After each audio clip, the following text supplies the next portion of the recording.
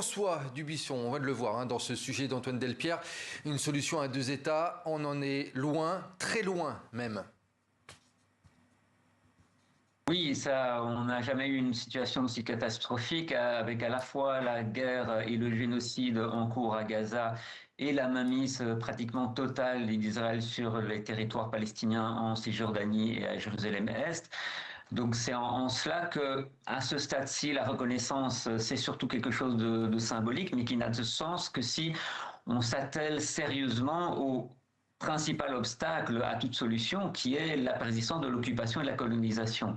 Et donc ça ne peut s'adresser qu'au gouvernement israélien. Or, si on prend par exemple la déclaration de New York, qui est le fruit donc des négociations entre la France et l'Arabie Saoudite et qui a été endossée par l'Assemblée générale des Nations Unies il y a quelques jours, on voit surtout beaucoup de conditions qui sont mises à charge de l'autorité palestinienne, mais rien sur un processus qui permettrait de faire pression sur le gouvernement israélien. Donc on se demande en fait quel sera l'après-moment de la reconnaissance de l'État de Palestine auquel on a assisté hier soir. François Dubuisson, justement, qui peut faire pression désormais sur le gouvernement israélien? Les États-Unis, par exemple?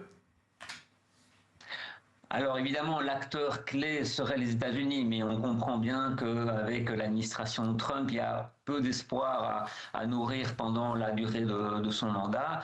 L'autre acteur qui est quand même qui a une certaine puissance en la matière, c'est l'Union européenne, puisque c'est le principal partenaire économique de l'État d'Israël. Donc là, il y a un levier assez important, puisque sans ces relations économiques privilégiées, il y aurait un impact important pour l'État d'Israël, mais on voit bien que l'Union européenne est assez largement divisée et qu'on a beaucoup de mal à se mettre d'accord pour même prendre des mesures de base comme suspendre une partie de l'accord d'association ou interdire les produits en provenance des colonies.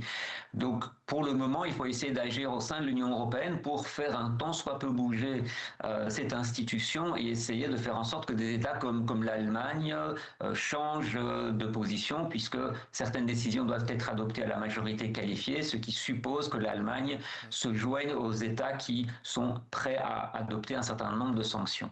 Merci beaucoup en tout cas pour votre analyse, François Dubuisson depuis Bruxelles en Belgique. Merci François Dubuisson.